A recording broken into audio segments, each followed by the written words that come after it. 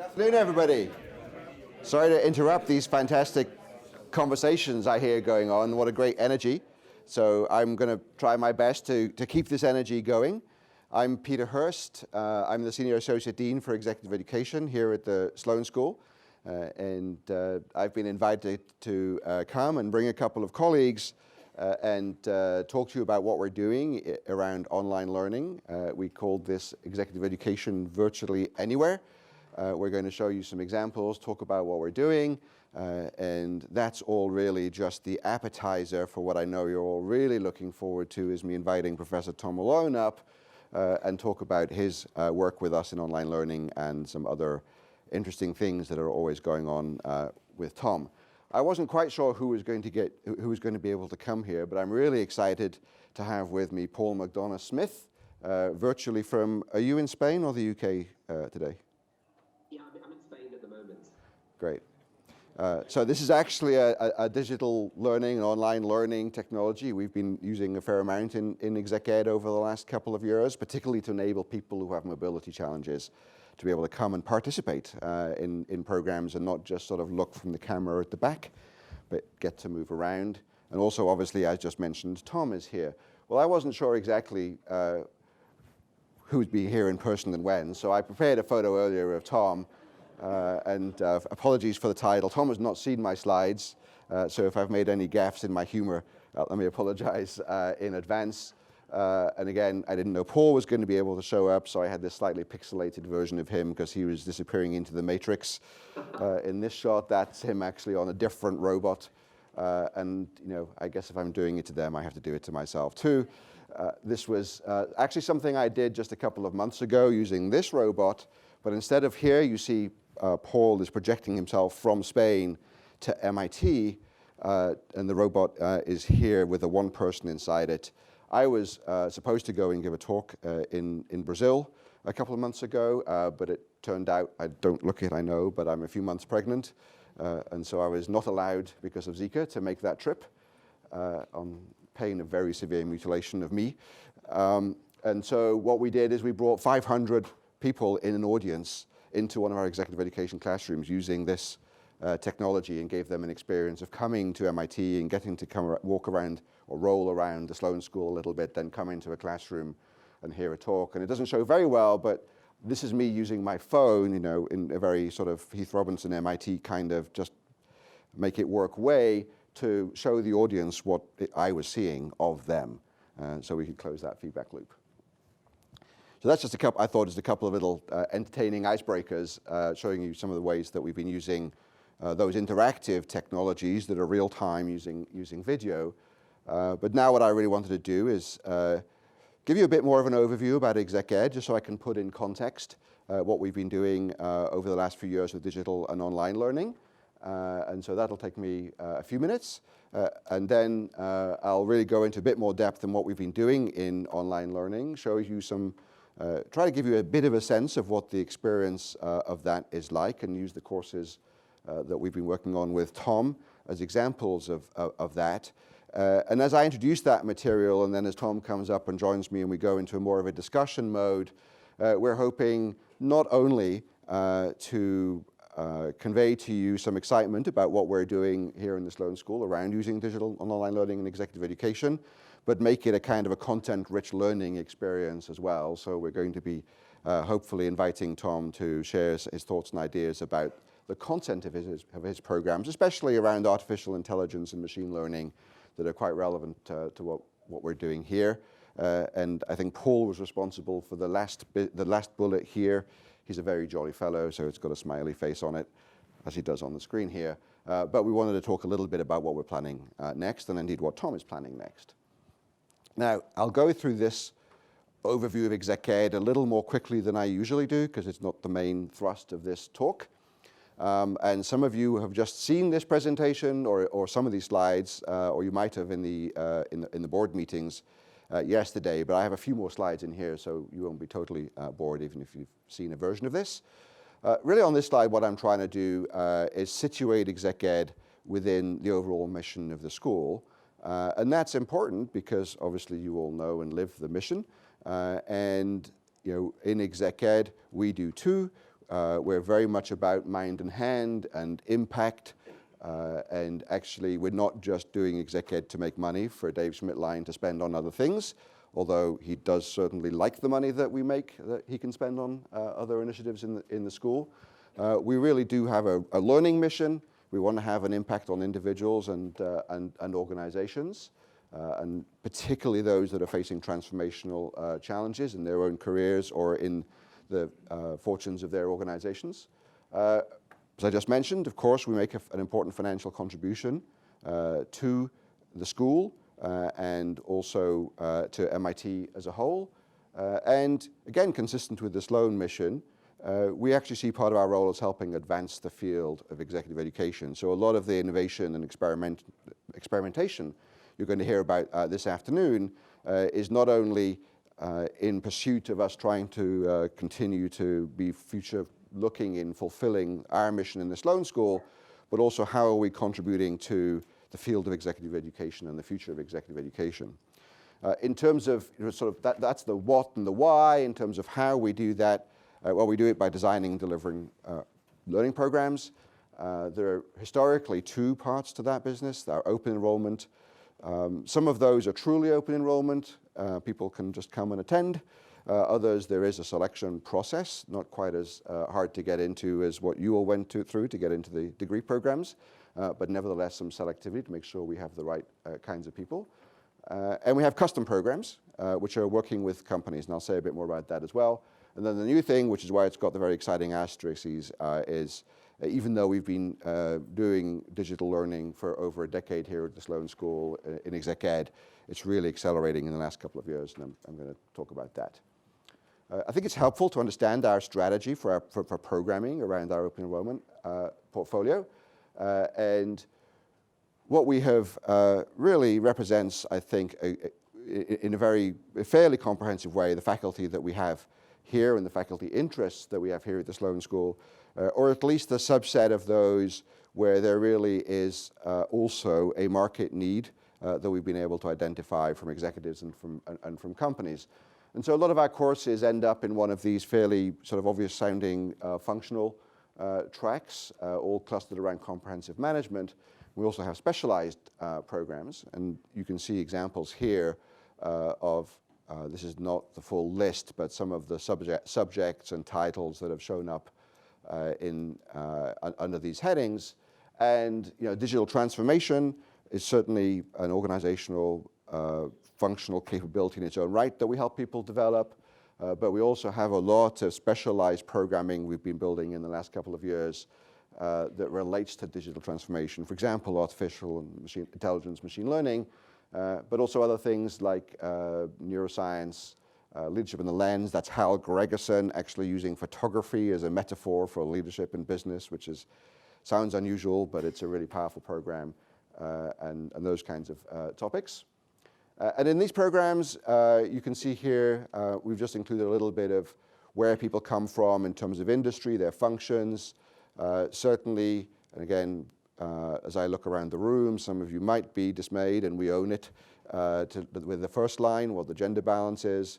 This is actually slightly better than the gender balance in the audience that we are trying to recruit from, but we're still working very hard on that particular question. And one of the things that we're going to be exploring, not today, but later, is how online learning might help with that balance as well. And in terms of, this is not a business presentation, but what do the results from our open enrollment portfolio look like for the school? Well, this year we're projected to bring in about $18 million of revenue to the school through these open enrollment programs. Nearly 4,000 participants. So on the question of impact, the number of people that we have coming through these in-person, on-campus open enrollment programs, significant impact. And again, you can see we have these certificates. The people who come multiple times can earn a certificate. Again, it's not a degree, but people still like having something they can hang on the wall that says I've come several times to MIT and no doubt learned a lot. Any questions about open enrollment programs? Okay, let me keep forging on because this is not the real most interesting stuff for the presentation. Our custom business, we work with companies, as I mentioned, that are really facing some kind of transformation, and they're typically large companies with large numbers of executives that they want to learn new skills, build new capabilities, oftentimes go through major change initiatives, and we think that they're enlightened to be choosing to use education and learning as the way, as the mechanism to take control of their own destinies rather than just calling in. Do we have any McKinsey folk in the room before I say this? Rather than just call in McKinsey to tell them what to do, our sort of value proposition here is if you're strategic enough about it and planful about it, maybe you don't need to call McKinsey because actually you have within your own executive team and your senior managers more knowledge and capability about your business and your industry, and we can help you unlock that. These are typically quite large engagements. Companies are spending $500,000, $1 million a year plus with us on these programs. And again, significantly delivered in person, although there are online components and some purely online programs that we've done I'll talk about. And the reasons that companies choose to work with us, it's partly because we're MIT. Secondly, it's because we're the Sloan School, and I think those have probably equal weight. We compete a lot with all of our peers for this kind of business, for sure. And again, here's just another view of who these companies are, and right now, I think this is a snapshot that we just took, so this is where $16 million of revenue for custom happens to come through this year, and these bubbles will all float around in this chart from year to year. They sort of give a sense of how large the engagement is, how many delivery days are involved. And you can see that's quite broadly distributed because what we do is very customized to individual company situations. Just a couple of slides I'll go through quite quickly. You can read them while I'm talking perhaps. But this is just to make the point that it's long been true, but it's more true than ever, that executive education is not a static business for the school. It's not a static sector. There's a lot of not only competition and growth with other business schools, there's a lot of other new market entrants as well. The consulting companies, maybe because I've been saying that firms shouldn't hire them but hire us, have decided to get into our business and run programs, or try to run learning programs, for example. And we even see competition, if that's the right word, co-opetition from across campus. Other business schools have this phenomenon as well, where colleagues across campus look at what we've been doing and see the impact and see the ability to raise revenue and think maybe it would be an interesting thing to do as well. So that for us is one driver of how a question that we had is how do we collaborate more effectively across campus? So instead of competing, we're cooperating, and we'll talk a little bit about that in the online realm as well. What are we seeing in the market? And this is leading into why digital. Again, it has long been the case that customers are certainly price sensitive, but even more than that, and you'll all know this, they're very time starved. And so the real pressure that we get from the market is how can you give us just as much learning, just as much impact? We still want to have interactive learning. We still want to work on projects, use the action learning ideas that will be very familiar to most of you. But we really can't afford to have people out of the office for so long, or we can't afford to have them travel in large numbers to come to MIT. So that's certainly a big pressure. One of the questions, why are we doing executive education online? Certainly it's because we want to have the capability because we know that there's a potential risk to us if we don't have this capability, but our customers are asking us for it as well. And frankly, because we're MIT, they expect us to be able to do this. And so we really have to have an answer to that. So in fact, that's really kind of the foundation of our digital learning business strategy. I'll just spend the next few minutes giving you some examples that we have really adopted the position of, first of all, it's great to be at MIT because I get to say in answer to what's your strategy. Our strategy is to experiment and learn. Other colleagues in other peer schools don't have such an easy time answering that question, but exec ed and exec ed team, Paul and Tom, the faculty and the staff, we've really been given actually a lot of latitude to try experiments that I think a lot of our peer schools would have found too risky or just too daunting. So we're experimenting and learning. We started out, and I'll show you some examples, with doing experiments that we could do ourselves in the lab, if you like. And then we moved into a mode of working with a variety of partners where, as I like to say, we're learning with their money. So we have partners that bring expertise, but they also bring capital. And we'll talk a little bit more about that, about sort of our approach to really getting a lot of learning, and it turns out building quite a robust business without having to make a big financial or risky investment for the school. We're also in the process of doing all these experiments, making sure that we're building up not only our own expertise, there's a constant make versus buy dynamic that we want to make sure that we're on top of. We're also building quite a significant library now of digital learning assets that can get reused not only in other exec ed programs, but in on-campus degree programs and in other ways within the school and MIT more broadly. And again, this last bullet, why are we doing it?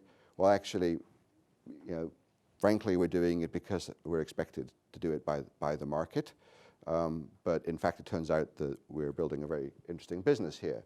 So what have we done? I'll repeat this slide a few times just sort of to use as a roadmap.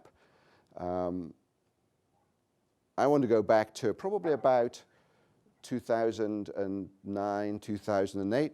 Our first major foray into online learning was a program for Bank of America, Quants. These are super highly educated people with PhDs in physics and engineering and so forth, working at the bank across the whole world, 12 time zones. And the bank wanted a program that they could use really, certainly for professional development in these very specialized skills, but also as a kind of a retention and engagement tool with these extremely high value, but also very busy individuals whose value of time was incredibly high as well.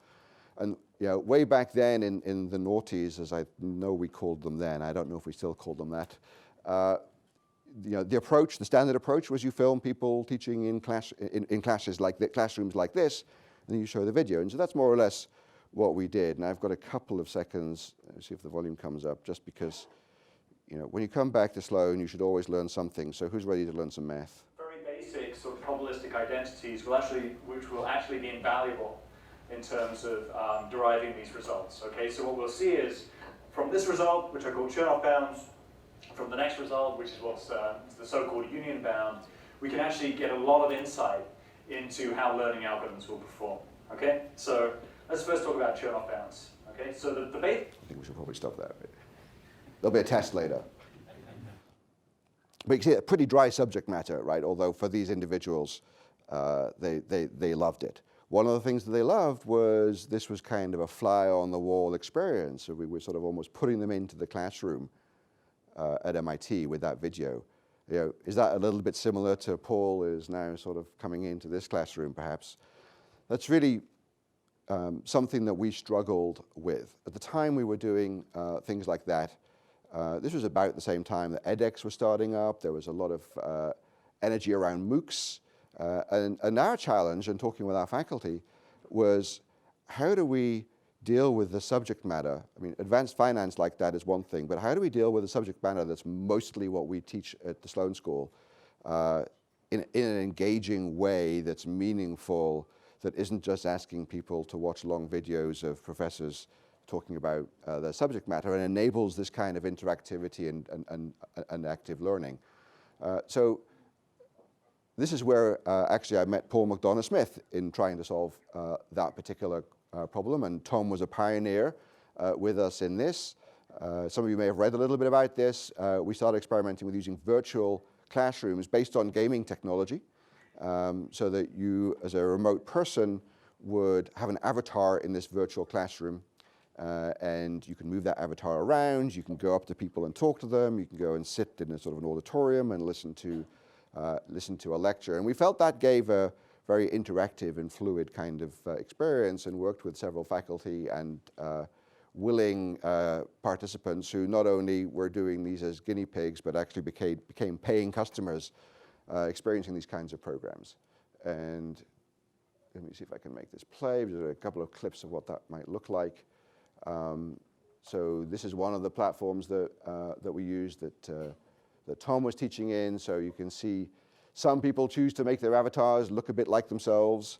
Some people choose to make their avatars look much taller and better looking and so forth than they might have themselves. And we can bring live video, as you see here, into these platforms as well. And so, again, you can see a video chat happening here, and it's happening in these breakout rooms too. And then I think I've got another. This is a marketing one, but it just shows again that it wasn't all Tom. Prof. Catherine Tucker, taking what we learned working with Tom, where we'd filmed Tom teaching his regular exec ed course and gone through a lot of editing to make that work in this environment, and there was a huge amount of time from Tom as well. We learned from that actually filming things specifically for these environments is a much more effective production technique. And we actually get better learning, but it's a better experience from the faculty and more efficient as well. The end product looks kind of similar, but it's a totally transformed creation experience. And actually, I think a totally transformed learning experience. I don't have Catherine's quote here, and Paul probably knows it verbatim because I hear him say it a lot. But Catherine has said repeatedly something along the lines of, she found teaching in this environment significantly more effective than teaching in person in her classrooms on campus. And one of the reasons for that was because we could spread this program out in time now, because people don't have to all come here and spend 2 days on campus. That means they can learn a bit, go and apply a bit. Come back, learn a bit more, go and apply a bit more. And for the faculty to have those feedback loops is really a very valuable experience for them as well as for the learners.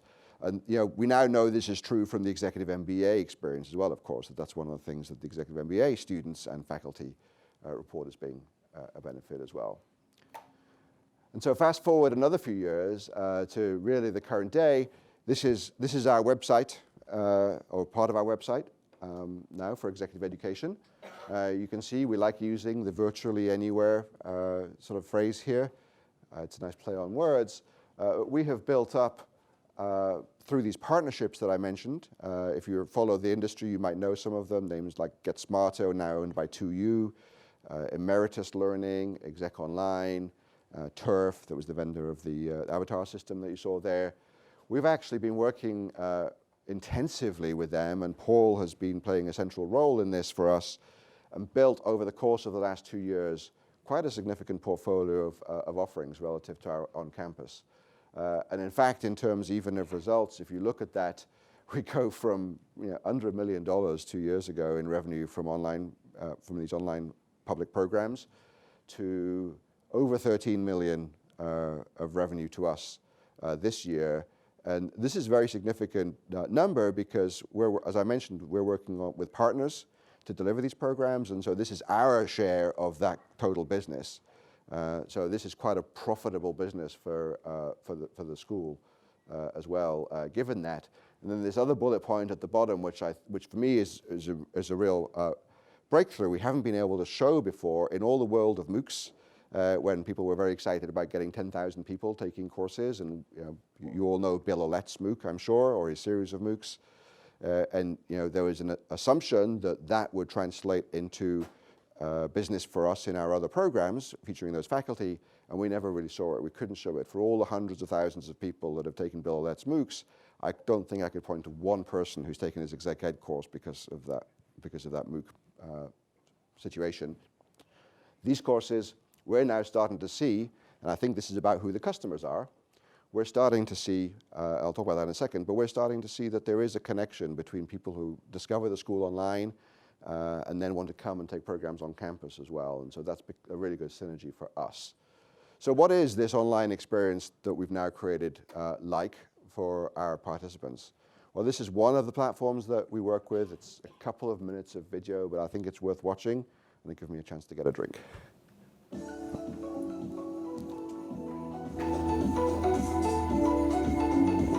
This video shows you how to navigate through your online campus, highlighting key touch points that help you optimize your learning experience. Once you've signed in, you're taken to the home page. This is a centralized space from where you can navigate the online campus. You can access your program modules, calendar, or completion requirements. If you want to access your profile page, you can do so from your profile picture drop-down menu. The notifications menu gives you updates on unread forum posts and upcoming assignments. Here are the navigational features in more detail. Your profile page is where you add all your personal information and customize your preferences. The program calendar page is where you plan your studies to make sure you never miss a deadline. Your calendar includes all due dates scheduled for the program. The My Results page is where you can see your achievements in your program. Your completion requirements are broken down per module and in certain circumstances per assessment activity. Once you're ready to start your learning, click on the Go to Current Module button to access the current module of your program. On each module page, there's a progress bar that allows you to track your progress through the module's content. The Support Team block is where you can contact the support team. The Meet Your Classmates block shows you your fellow classmates on the program. You can click on a classmate's profile picture to view their profile and see the information they shared with the class. The content of each module is designed in manageable units, grouped according to learning outcomes. Learning outcomes are statements of competency. In other words, they describe the skills you'll be supported to gain throughout the program. You are encouraged to work through the content from top to bottom. Each unit contains opportunities to apply your latest learnings before you move on. Our approach to continuous assessment means you can keep track of how you progress through the program. For quick, personalized navigation through your online campus, make use of the navigation bar. Remember to check the General Announcements forum for important program updates and information. These announcements will also be emailed to you to ensure that you remain informed about all aspects of your program. Should you experience any issues, you may contact the support team. Their details are available in the support team block. For more help, make use of the Help widget to access help articles from our support center. Enjoy your stay on the online campus. See you in the classroom. So you saw a mention there of assessment, if you like, but we don't really do assessment in executive education. You may know this, but what's interesting about the online setting is there is a form of assessment that is part of the learning design. It's really for learners themselves to have a sense of where they are and how they're progressing through the material and the program. But that actually does mean, in a sense, that's an extra useful thing for us. We can stay true to this principle that we don't do assessments in executive education. We don't fail people typically for coming and taking these programs. But we actually, with these platforms, are able to get very rich data about how people at the individual level and also in different sort of cohorts and categories are progressing through the courses. And if they get to the end and finish them, and we have a more than 90% completion rate on these courses, they cost $2,500–3,500 for a 6 to 8 week course. If you've put out that kind of money, maybe that's a good incentive to finish it. We get that, but also I think the design of the program is really, and the facilitators and the whole learning environment is really helping ensure that there is this MIT Sloan quality, MIT quality educational experience. And again, let's never disparage our peers. If you take courses from other places, not all of them have this level of quality and impact. And again, just sort of a slightly different take on who, or some data about who these learners are. Things that we've seen that are quite interesting. They're people who are in the middle and beyond in their careers as well. So I've been surprised to see some of the job titles that show up in people taking online courses. 6 to 8 weeks, 5 hours a week. Most people taking these courses tell us that we're crazy and that you can't possibly do it in 5 hours a week, that it takes them more like 10. Pretty big time commitments. And I've seen CIOs, even CEOs titles showing up in these as well. Similar industries, though, to our in-person programs, and a somewhat similar geographic distribution. It is more international. I think we're about 60% international or 75 in these numbers, Paul. I don't know if you know the number off the top of your head, but... Yeah, it's 55, 56. Okay. Yeah. Compared to about 40% international for our on-campus programs overall. I mentioned that we get rich data back. That is very hard to collect this kind of data in in-person teaching. And I know Paul and Tom have worked together very hard with our partners to make sure that we're getting meaningful data, because again, people who don't understand data can no doubt produce lots of nice graphs and charts, but to what extent they're actually meaningful and actionable, that's something which I think is a strength for us here, again, given that we're at the Sloan School and at MIT. And I'm going to introduce the two courses that Tom has developed with us on this platform now, but just to sort of not bury the lead and cut to the end, if you like, of that in part, here's some of the data about people who've taken the first course that Tom worked with us on this platform, and you can see the satisfaction levels, the completion levels are really extraordinary. The Net Promoter Scores are really very high for these kinds of offerings and products and services as well. And we pay a lot of attention to the data.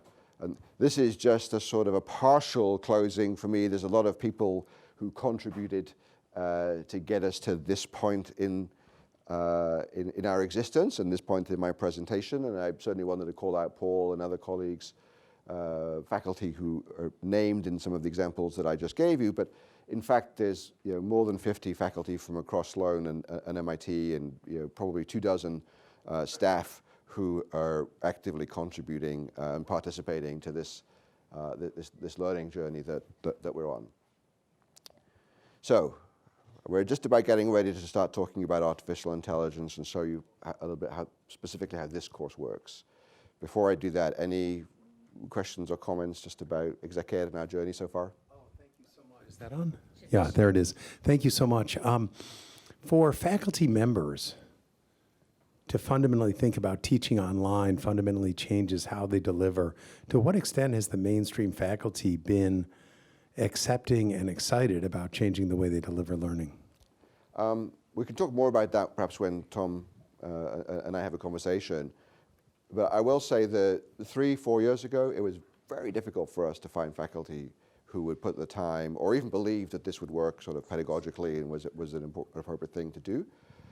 Now we have faculty coming to us with requests and suggestions for online ExecEd programs, and our colleagues who are dealing with the use of online and digital in degree programs and on campus are seeing similar kind of interest from faculty.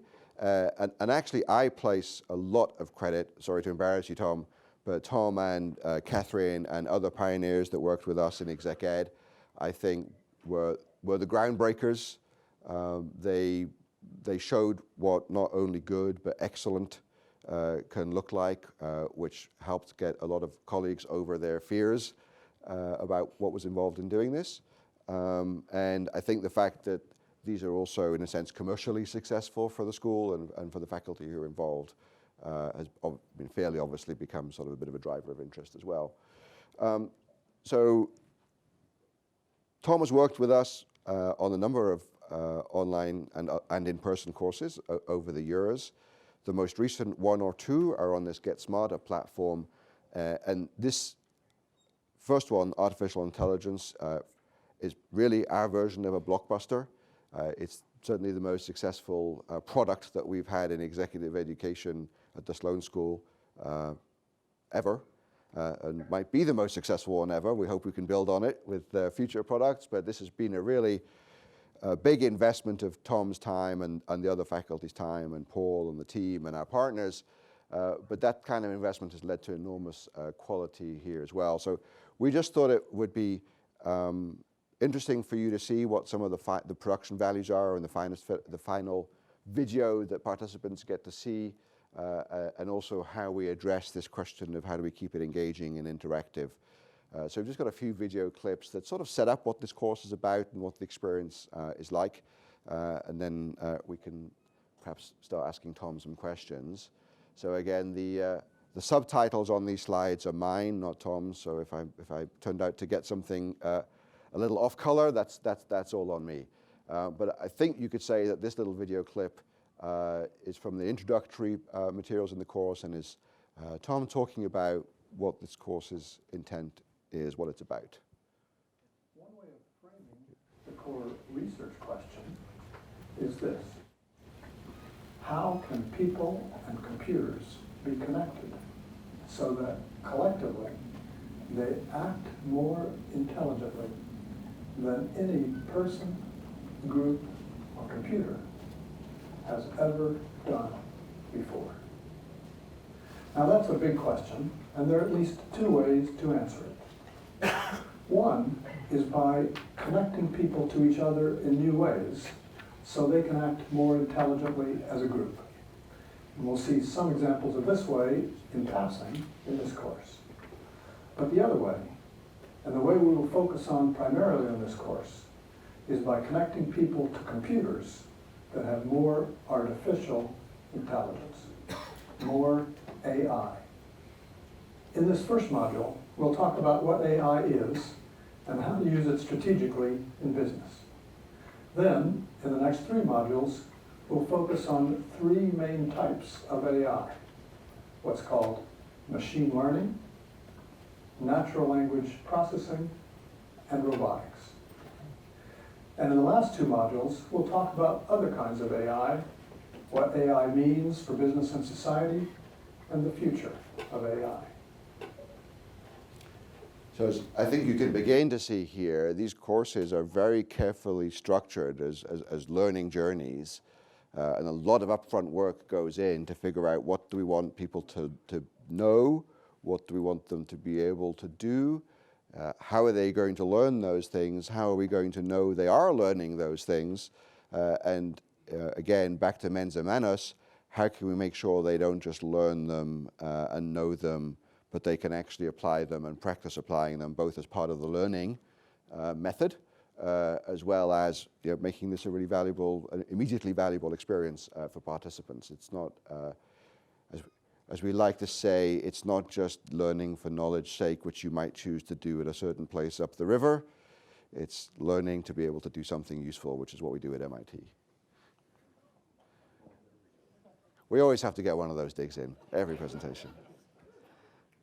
So another of the ways that we kind of brought more engagement or try to bring more engagement into these experiences, and again, I think this is a bit of an innovation. It may not look like much of a one when you see it, but in terms of putting it together and conceiving this from a design point of view, this is really, I think, very impactful, is to actually have an interaction between Tom as the faculty leader of this overall program, or co-leader with Daniela Roos. This was a joint venture with MIT CSAIL. But Tom certainly is the person who brings the expertise of thinking about what are the business and management implications of the technologies that we're talking about here. And why is that an innovation? Well, all too often, what the temptation to do here would be just to go to CSAIL with a camera, film some computer scientist talking about computer science, throw that up on the platform and ask people to watch it and sort of try to figure out themselves what the heck was that person saying and why and what does it all mean. And so we think the Sloan School adding enormous value to the technological know-how and scientific know-how of MIT by providing that context. And here's an example where, it's just another short video, Tom interviewed Daniela Roos and Patrick Wilson from CSAIL on a question which I know many people are worried about when they talk about AI. So now let me ask you perhaps a harder question. There are many people recently who've been worried about artificial intelligence and machines getting so smart that you might call them super intelligences, and they might try to take over the world, dominate humanity, treat us as pets, whatever it is. Well, what do you two think about that? Treat us as pets thing Is Marvin Minsky, right? one good reason to be skeptical about some of these current concerns, because that Marvin Minsky quote comes from Life magazine in 1970. Yes, he said they may become so smart that they'll just keep us as pets. So we've heard all this before, and it seems to become a matter of concern every time there's an advance in artificial intelligence that produces some artifact, and in some narrow domain is sufficiently intelligent to excite everyone's attention. It happened in the earliest parts of AI when computers seemed to be able to solve problems of some complexity. Back in those days, Bill and Simon said, this is astonishing. Pretty soon they'll be smart enough to solve the problem of making themselves smarter. And that was really the first discussion of the so-called singularity way back in the in the earliest days of AI in 1970, 75. So we saw it then. We saw another burst of that kind of concern in the 70s when people thought that pool-based expert systems were going to take over the world's economies, and now we're seeing it for a third time. And each time it's been the natural exaggeration that comes when people see something that's behaving in a way that appears human-like. But when you look at more closely at these things, what they are is things that appear to be human-like. They're not human-like inside. They don't understand what they're doing. They don't have anything that you would call cognition in them. They're fundamentally performing in a way that, well, you could say, yes, they behave in a human-like way, but and it's astonishing how much human-like behavior you can get out of something that really doesn't understand what it's doing. So, you know, this is really, I think, from a learner's perspective, when we talk to our customers, they tell us this. This is a totally unique opportunity and experience. I mean, how often can you have not only a talking head, but get to actually be part of a thoughtful conversation like this between really the world's leaders in these fields, and all facilitated by Sloan faculty. And you know, it goes on. Let me just sort of show you a little bit more. And from a business point of view, AI is really enabling scientific discovery in all other fields, and it's truly powering the economy. So it's a tremendous time to be working in this field, either to develop the field, to develop the science of intelligence, the engineering of intelligence, or the applications of intelligence. Okay. Well, I think those are great closing thoughts. Thank you both very much. You know, and with a few minutes of those faculty experts' time, we've been able to capture something which I think is timeless. In fact, that's one of the design principles that we have in these programs, is we know these fields are also evolving rapidly, and the pace of change is always accelerating, but they've been structured very carefully in a way that we can also rather easily, we think, keep these updated. But some of the ideas, the fundamental ideas, I don't think they even need updating. I don't think there's anything that was said in that conversation that will be any less true, putting myself at risk here, probably in 10 years' time than it is today. And just, I think, to give, I said the last word to Daniela, but I think I have to give the last word on the AI course to Tom. This is him talking actually from the introductory materials about what he hopes people will learn. By the end of the course, we hope you'll be a different person in a number of ways. First, you'll know a lot more about AI in business. You'll be able to describe a number of business applications of AI, to describe some of the strategic, technical, and other factors to consider in deciding where different kinds of AI applications would be appropriate in business. And you'll have a number of ideas and a concrete plan for how your own organization, or some other organization of interest to you, can use AI to gain strategic advantage. Second, you'll know more about AI generally in the world. We hope that you'll believe that AI, in at least the next few decades, and probably much longer, won't be like the robots of science fiction. That the most important kinds of intelligence in the foreseeable future won't be AI alone, but collective intelligence that includes both people and computers. And that AI probably won't eliminate your job, and even if it does, that you'll probably get a more interesting one. Finally, and perhaps most importantly, if you're afraid of AI now, we hope that by the end of this course, you won't be any longer. Great. Okay, well, I have one more video, but I might hold off on playing that because it's sort of a bit of a commercial for Tom's newest online course with us on machine learning. And I'll just leave that perhaps up on the screen to remind me to hit play at some point in the next 45 minutes or so, or 40 minutes that we have left. Perhaps, Tom, you could join me in a seat at the front, and Paul, if you're still there and you want to wheel around a little bit and join in, that would be great too. And so our idea here, in time-honored tradition, I have some questions we prepared and agreed on earlier, because one of the things about online learning, these things may all look very spontaneous, but they're actually incredibly carefully planned. I can't say that about this whole presentation, but at least we agreed some questions in advance. Well, that was supposed to be a secret. But we're all about transparency. And these are very good questions because we worked hard on them. I'll start with them, but we want this to be interactive as well. So we do have, I think somebody's going to run some mics around the room at some point.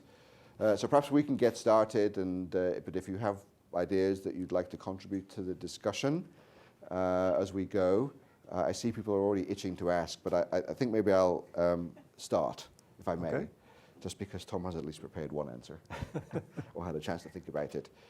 So Tom, what attracted you professionally and personally to digital and online learning and to working with us in Exec Ed on these projects? So first, let me just say it's great to be here with you all, and I can't resist taking a show of hands. I know at least one person here was in one of my classes. Can anybody raise your hand if you were in one of my classes over the years? Okay, well, it's great to see you all again, and you don't look a bit older than you did in your 20s. So in the question about what attracted me to this online learning field, I'm not even sure if Peter knows this, but I've been interested in this for a very long time. My first job after college, back in the 1970s, was working with online learning. We didn't call it that in those days. We called it computer-aided instruction. And I helped the school districts in the Houston, Texas area install their very first computer-aided instruction systems that were, in those days, it was drill and practice for arithmetic and reading.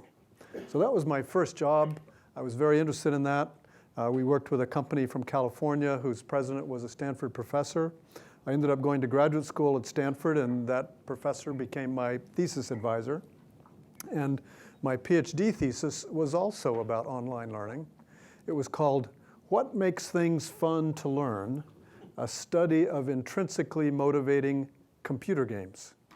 So I looked at what made computer games so interesting and enjoyable, and how to use those same things to make online learning or educational software more interesting and enjoyable.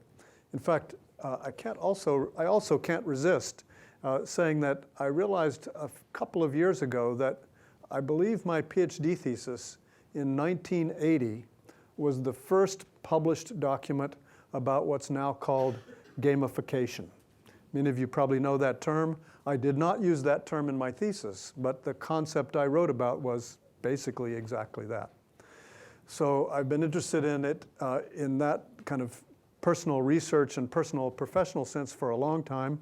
After I came to MIT as a professor, I didn't do any research about online learning and didn't do any actual online teaching myself for many years, but I was on a number of MIT committees that were related to this topic over the years, including one that a committee that was formed a couple of years before MIT's first forays into what are called MOOCs now, edX and things like that. So I had a kind of somewhat removed, but still slightly involved relationship with online learning for those years. But then a few years ago, and you may know better than I think about 7 or 8 years ago, I started doing the online learning, the virtual world thing that you saw on the screen a little while ago, and then have more recently been involved in these two fully online video-based and video and text-based courses. So it's been quite interesting for me to be able to do as a teacher something I've studied as a researcher for many, many years. I think that's the personal motivation. Professionally, I think that one very nice thing about online learning is that at least gives you a chance to have a much broader impact than you have when there are only a certain number, a couple of dozen or so people in a classroom at a time. Doesn't guarantee that you'll have that, but at least gives you that chance. And it also, I'm a little bit maybe foreshadowing what I would say to some of the later questions, but One of the things I found in teaching the in-person executive education course that I taught for many years was that the 5th or 10th time you've said exactly the same things isn't all that interesting. And so it was really nice to be able to not have to get yourself all psyched up the night before and remember all the jokes you're supposed to tell and do all that time after time after time after time. It's nice to be able to capture a good version of that and then let it happen more automatically. So that's kind of a longish answer to your question. Yeah, so before I pick up on that point, I think we hear a lot about digital natives these days, which I suppose are people who grew up with iPhones and iPads. But given what you grew up with, does that make you more of a digital caveman? So a prehistoric digital native. What I grew up with, yeah, I guess I was a digital caveman. I still remember telephone booths and manual typewriters and things that many of you probably remember too, but much different world that we grew up in. You touched on, in your answer there, this question of that there is some kind of a relationship between in-person learning and education and online. And what are your thoughts at the moment about that relationship and perhaps what it means for the future of online and digital learning? So the first part of that, what's the relation between in-person and online? The biggest thing that you get, or I get as a professor, and I think students get it as well, the biggest thing you get from in-person education is the chance for a certain kind of interpersonal relationship, an interpersonal interaction that you can't really get with today's online technology. So those of you who took my classes over the years, I can't remember exactly when I started doing this, but for many years in many of my classes, I've tried to shake hands with a bunch of people before the class starts. And maybe that's just weird, but I kind of like it. It gives me a chance to make a little connection with students that I wouldn't get if I were just standing in front of the room the whole time. And of course, I can't do that in an online course. I can't get to know people as well or have any kind of personal relationship with them of the same sort. So that's the thing I miss in doing online courses. But one thing I really like about online courses is the lack of need to repeat things over and over. Once you've done it, you've done it.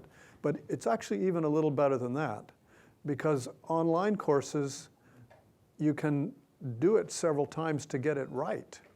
You don't have to just do it routinely over and over, but you can keep trying several times to get everything kind of as good as you can, and then have that be the thing that's captured and repeated time after time after time. So in that sense, I think the online courses are a little bit more like writing than like conventional in-person teaching. When you're writing something, you can try many times to get it as good as you can, and that's what gets used. In a live class, you can't do that. You say it once, and you get what you get. But it's nice to be able to polish things in a different way when you do it online. And then you also asked the future of online learning. The short answer there is, I think that is the future in many ways. Not that it will completely replace in-person teaching, but I think online learning will either replace or augment almost all kinds of in-person learning. I think that one way of thinking about it is to say that in today's world, a classroom teacher, whether that's a grade school teacher or a university professor, the classroom teacher is kind of like a craftsperson, kind of like the person that would make a whole chair out of wood all by themselves. They have to know how to cut the wood and polish it and shine it and stick it together and shape the pieces, and they have to do everything all by themselves. Just like an in-person classroom teacher basically has to do everything all by themselves. Maybe there's a teaching assistant if you're in a college class. I think in the future, teaching will be done by teams of people and also computers, of course.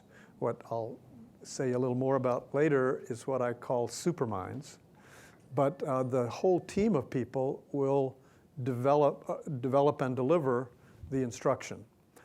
In today's world, or at least in the world up until quite recently, the content was imparted by a teacher standing in front of the room and saying it.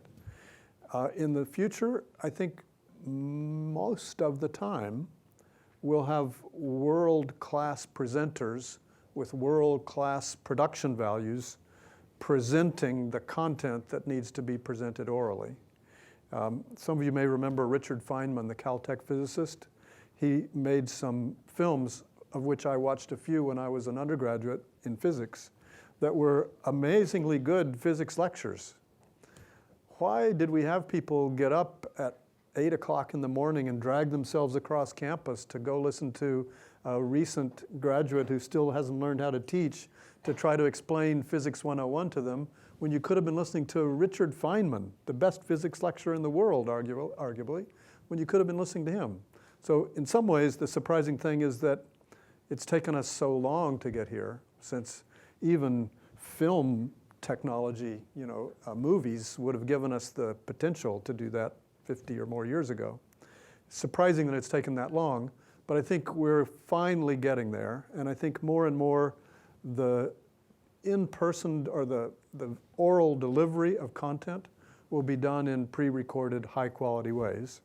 And many other people will be involved in many other parts of the learning process. I don't think that means that teachers are going to go away. I think what it means is that their role will change. That many of what we think of as in-person teachers today will become what you might call learning managers. Their job will be to manage the process for their students in a more or less individualized way to learn the material they need to learn, to practice it, to figure out how to apply it, et cetera. So it's still a very important role, but it's not the same thing as being the showman who sits up in front of the room or speaks from the screen to kind of deliver the content to you. So I think that's where we're headed. Great. So let's take some questions. We have some mics in the room because we are, I believe, live streaming this event for those that weren't able to be here. Apparently, if we're doing something on digital learning, we have to walk the talk. And they need to be able to hear, so please use the microphones. But I think the first person who had their hand up was David at the front. Hi. Oh, hi.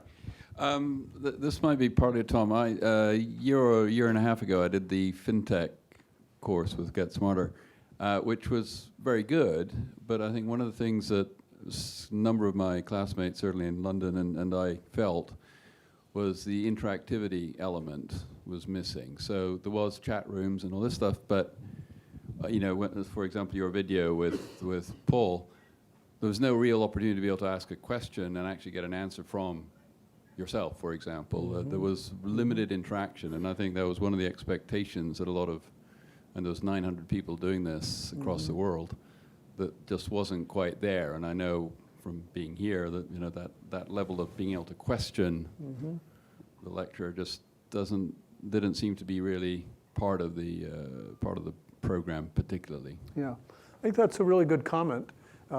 Peter may have something to say about it too, but I didn't kind of design the interaction modality we used in my online courses, the AI and machine learning courses.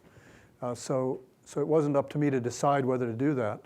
I think the intent of the way it was designed with Get Smarter was that you'd get that interactivity from the kind of online discussions with the other people in your discussion groups and with the teaching assistants. I can't remember the name, success managers and things like that Get Smarter provided.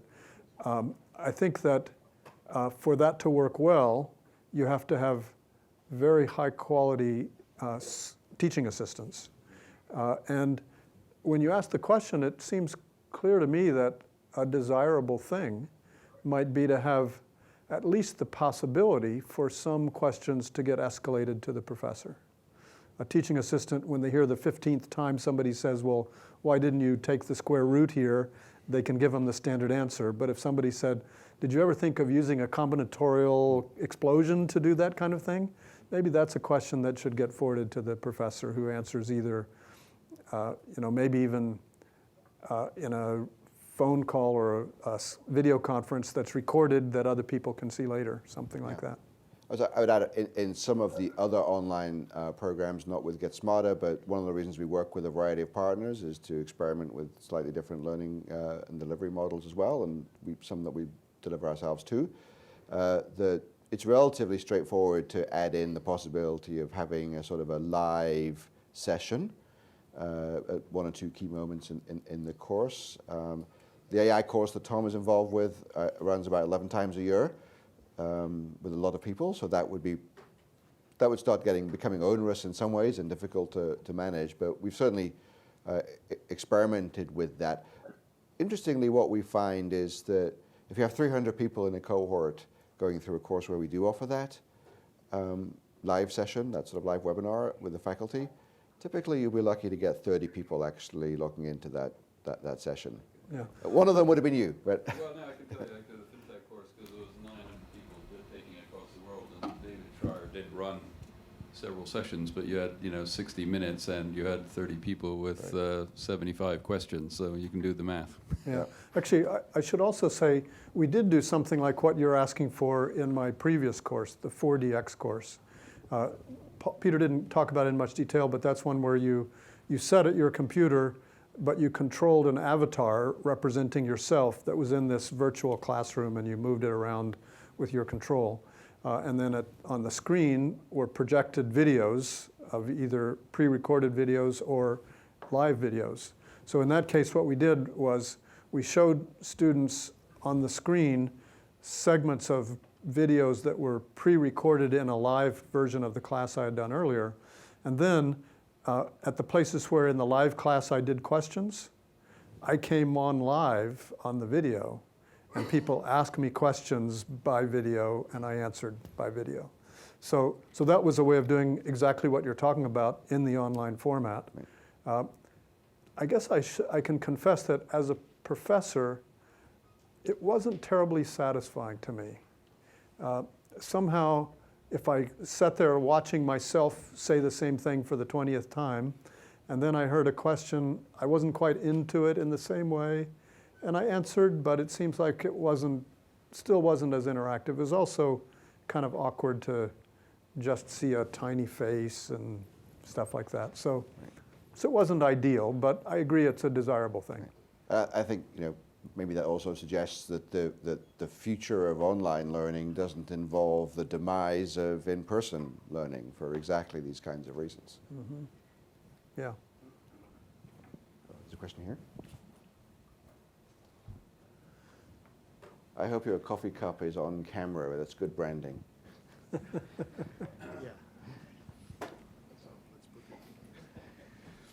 Hello, my name is Miguel. I'm MBA class of 99.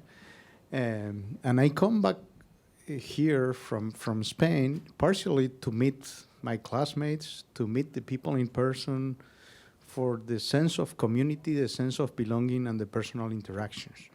So I have a question with regards to the online learning courses and whether you have experimented doing online plus offline simultaneously, and how, I don't know if you have experimented it, and how does it work? Because one of the issues is you don't have the personal interaction. So that for the professor is an issue, and it seems that for the students also. There's a lot of interest in so-called blended programs, and we do offer some of those in executive education. We have one called the Executive Program in General Management, for example, where that's with a partner emeritus, not with Get Smarter, that brings some online courses about the equivalent of, I think, 2 weeks worth of learning that is delivered online, but they also have 3 weeks of in-person. In that case, that's 2 weeks on campus at MIT and a week somewhere else in the world. We've been doing that in Malaysia at the Asia School of Business the last couple of years as a location, but it could be sort of anywhere. And it's true that does enable you to create that much stronger cohort effect and have in some ways get the best of both worlds. It does, however, still involve some limitations of how large could that class be then, and what sort of throughput and what kind of impact can you get. So the most people that we can offer a program like that to is probably 70 or 80 people in a group. And so there's always going to be that trade-off, but it gives some benefits to the learners.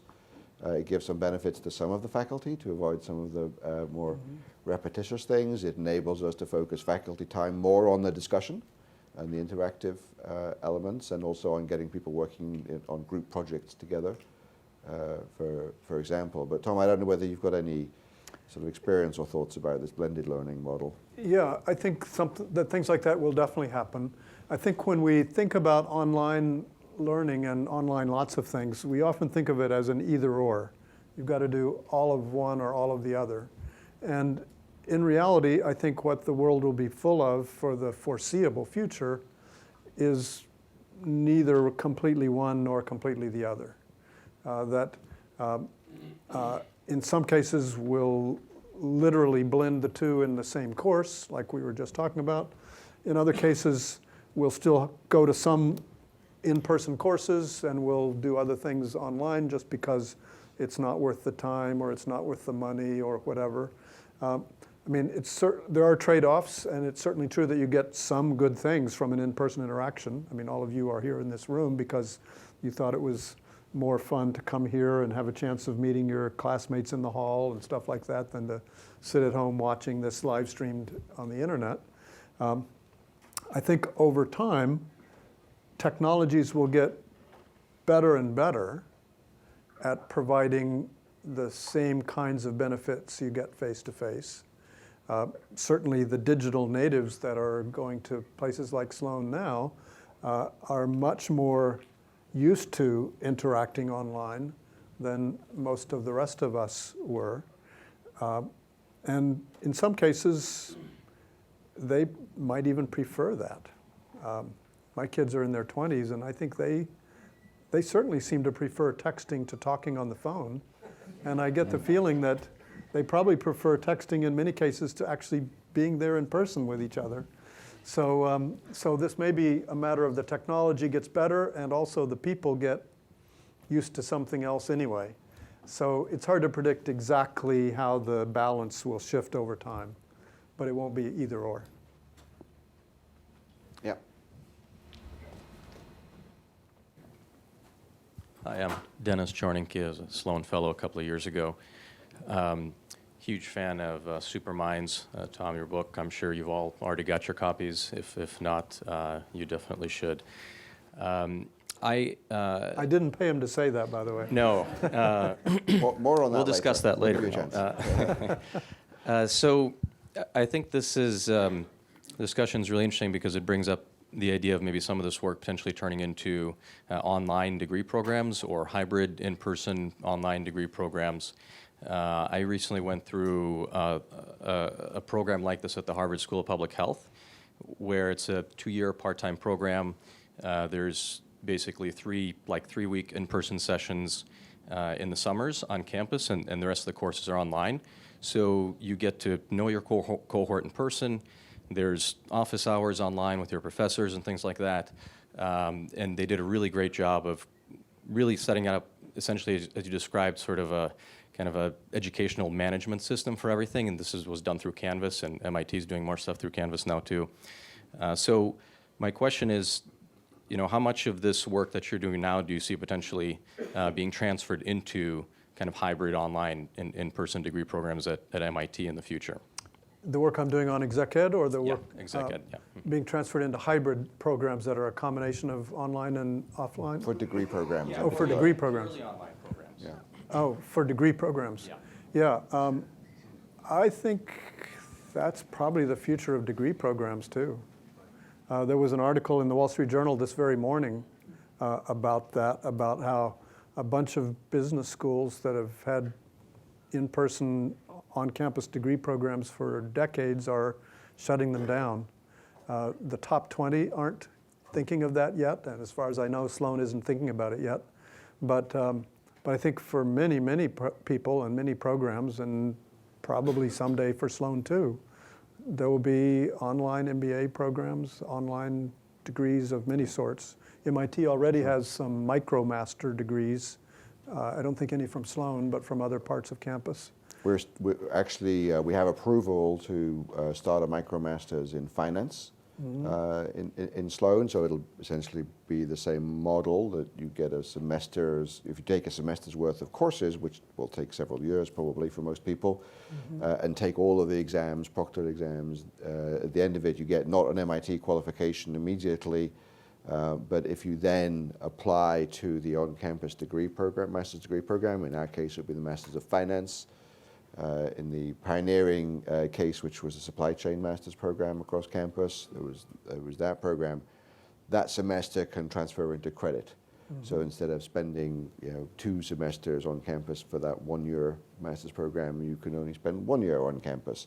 We're not quite doing that model in Sloan yet. The micro masters will be equivalent, if you're familiar with the MFin, it'll I think be equivalent to the summer portion of the program.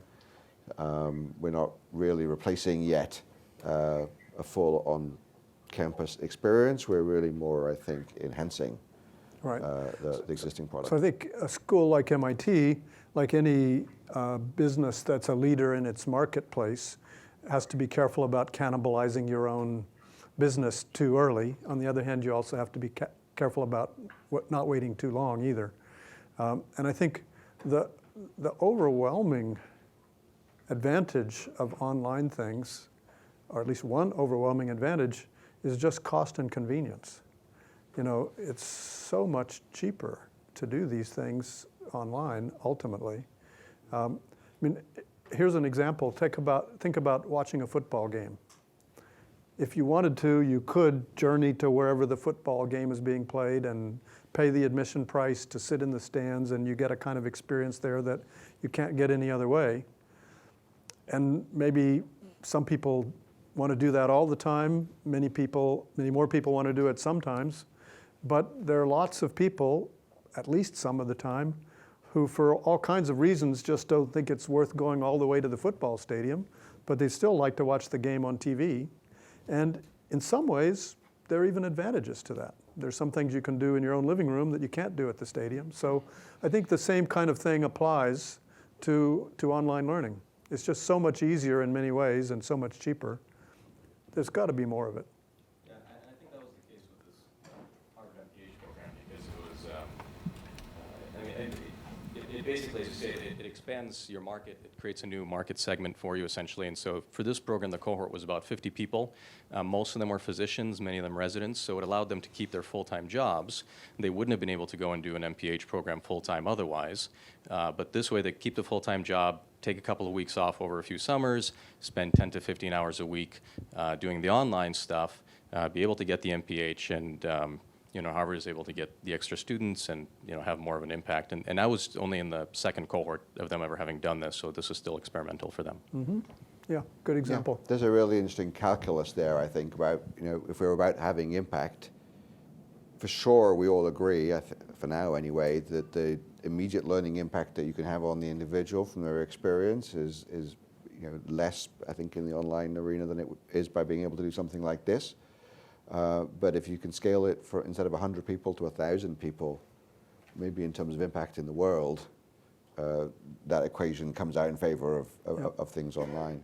Yep. I wanted to move on and give you a chance to talk about what you're thinking about and going to be working on next, Tom. But before I do that, one thing you might end up working on with Paul, and Paul, thank you for still being here at whatever time of night it now is for you, which is the other issue that we run into with online programs, is time zones. Paul, we were just talking about the experience, and it was a decade ago that we were working with the avatar immersive environments that Tom was describing as well. And here's another kind of immersive technology. These are these telepresence robots.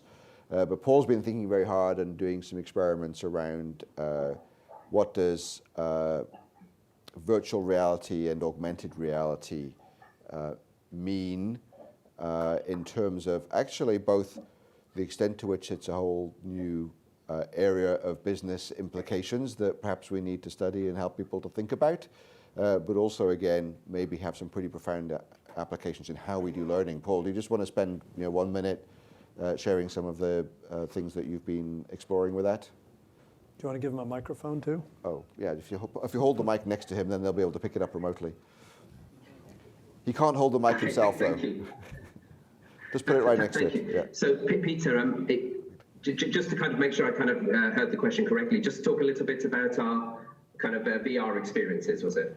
Virtual reality and augmented reality, and what you're thinking about sort of the next frontier there is for exec ed. Okay, perfect.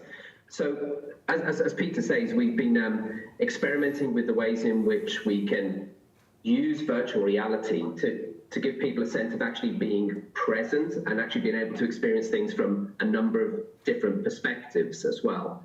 So for example, we recently, well, we're actually in the process at the moment of creating a virtual reality documentary of an event that we run, so that we give people the opportunity to access and kind of see various aspects of different types of learning experiences. So that's coming up in the very near future. I kind of also, just kind of not to use too much time with you, but just wanted to build a little bit on something that Tom was saying about this whole area of digital learning not really being an either or, but very much an and. And it strikes me that the opportunity we have in front of us is to really kind of take the best of what the physical kind of in-person world provides us and combine it with the best of what we have with the digital world.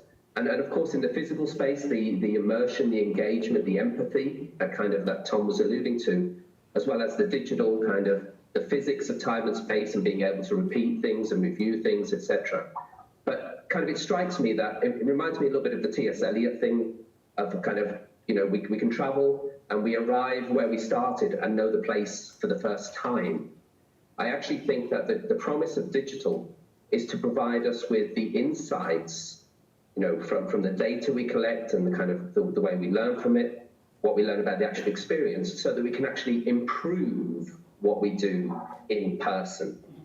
I think it's kind of often understated, the relationship, or at times even ignored, the relationship between the online and the in-person. I very much hope that all of the work that Tom is doing and the ways in which he inspires people like me and kind of my colleagues, hopefully we can actually get back to where we started and understand that place for the first time, we'll see with new eyes and have the opportunity to kind of achieve new things.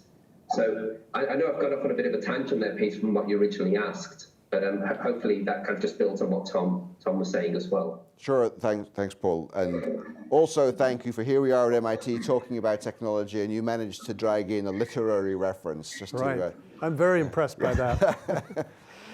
So, Tom, in a sense, same question to you. You know, so what's in your future? What are you working on now or next? Well, basically all the research I'm doing now falls within the broad area of what you can call collective intelligence.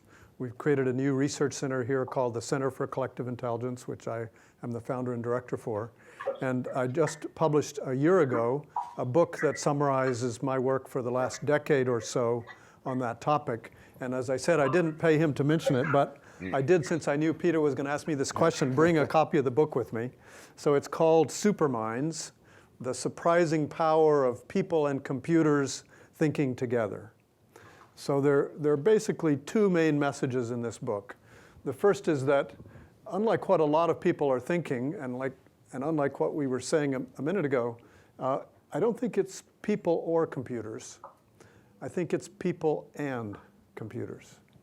We should spend less time thinking about how many jobs computers are going to take away from people, and more time thinking about what people and computers can do together that could never be done before. So that's the first message. There are many examples of that in the book. The second message of the book is a deeper one, and it's one that is really a new way of looking at the world. It's a way of seeing ghosts, if you want to call it that. I don't mean real ghosts, but I do mean powerful entities that are all around us all the time, but that are mostly invisible unless you know how to look. These ghosts are superminds, which I define as groups of individuals acting together in ways that seem intelligent. Now, if you look at the world that way, you can see superminds all around you. Every company is a supermind. Every democracy is a supermind. Every market is a supermind. Every scientific community or every neighborhood is a supermind. All of us in the room right now together are a supermind. Paula and I and Peter were a supermind in helping to create what we did in the last few minutes. Well, the two of you. No, you too. So superminds are everywhere, but we don't usually see them. Some are easy to see like companies, but many like markets and communities are a lot harder to even see. But what I try to do in the book is give us a way of thinking much more clearly and much more systematically about these superminds that are all around us all the time. And in a sense, the book that I published just about a year ago is the launching point for what I hope to do over the next few years. One thing that I'm very excited about is we've created a new initiative in the Center for Collective Intelligence called the Collective Intelligence Design Lab, where we want to work with companies and governments and other organizations and groups of all kinds to help design innovative kinds of collectively intelligent systems, or superminds, for solving important problems. So we've already been working with 3 founding sponsors, JP Morgan, Takeda Pharmaceuticals, and just about to start with Deloitte, on looking for innovative ways they can do things that are important to them. In one case with JP Morgan, we're talking about how to create a prediction web. And Takeda Pharmaceuticals, we talked about how to come up with new ideas in the Japanese healthcare system. And with Deloitte, we hope to apply this to many different kinds of areas in their practice. So I'm pretty excited about the possibilities there. The other thing I'm really excited about is something that's part of the MIT Quest for Intelligence. Some of you may have heard about that. Bring together people studying computers and AI with people studying brain and cognitive science and other people from around the university. I think somewhat successfully convinced them that there's a third important kind of intelligence on the planet. It's not just people and computers.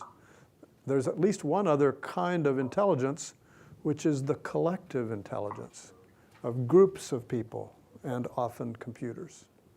And so we've proposed some projects to do as part of that new initiative. The one I'm most excited about is one on how to create superintelligence. But I don't mean superintelligence in the sense that was kind of denigrated on the video with Patrick Winston and Daniela Roos. I mean super intelligent human-computer groups. I think it's going to be a long, long time, if ever, before we have super intelligent computers. But I think it's very likely that much sooner we'll have groups of people and computers that are super intelligent. They can do things many times better, whether that means faster or cheaper or whatever, than any person could do, or any group of people, or any group of computers could do alone, or than we do today. So I don't know all the answers to how to design these super intelligent groups. That's part of what makes the research so exciting for me. But I think there's huge potential, and a lot of huge potential for having practical benefits, and also a lot of really interesting and surprisingly underexplored research questions involved in how to do that. So that's what I'm excited about. Great, thank you. That is very exciting, and cause for great optimism in a world where sadly too often we're seeing collective stupidity, not collective intelligence. Absolutely. You stole one of my jokes there. Well, we've just got a couple of minutes left, and I thought maybe we could play out by handing back to Tom's virtual self and just playing the video trailer. So we've gone all Hollywood, as you know, we talk about blockbusters and trailers and so forth. So we have the trailer. We hope this is going to be our next Game of Thrones kind of experience with Tom for his new machine learning course. And in this clip, Tom is really describing what this course is about. And I think, if I remember it correctly, it relates very nicely to what he just said. Right. This is about the machine learning course, the new one. Hopefully that's what this clip is after setting it up like that. So here we go. Can you see through us behind you? Maybe we should move it. Anyone who wants to understand one of the most important technologies changing our world today. There's some things that computers have for many years done far better than people, like solving arithmetic problems and remembering large amounts of facts. At the same time, there are also things that people do much better than computers, like using their interpersonal skills or solving problems that have never come up before. So the benefit of combining people and computers is that you can, in a sense, get the best of both worlds. The machines do the things they do better than people do the things they do better than computers, and together they can do things that were never possible before.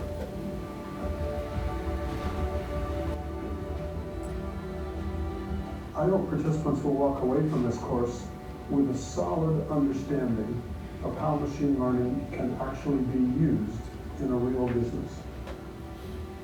We want to give you solid intuitions for what's actually going on beneath the hood of these new technologies, so that you can understand at a deeper level what the system is doing and how you can take advantage of it.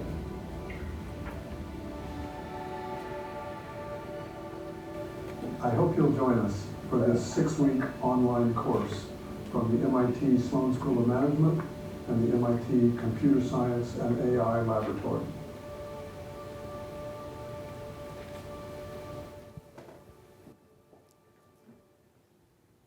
There we have it. So, thank you, Tom. If anybody is interested in taking this or one of the other courses, I think we did put some good old-fashioned paper brochures on the table. That also has links to our website. We do have discounts, as you know, for alumni in our executive education programs. They apply to these programs too. But given the scaling possibilities that we were talking about, we think it would also be fantastic if when you go back to your companies and organizations and you want to share some MIT Sloan magic with people who just don't get what the experience was like of being here, right? Maybe you can give them a little bit of a sense and a lot of the value by joining some of these online programs. Tom, have you got any last words that you'd like to share with the group? No, it's just great to see you all again. Well, thank you, Tom, very much. Please join me in thanking Tom. Thank you.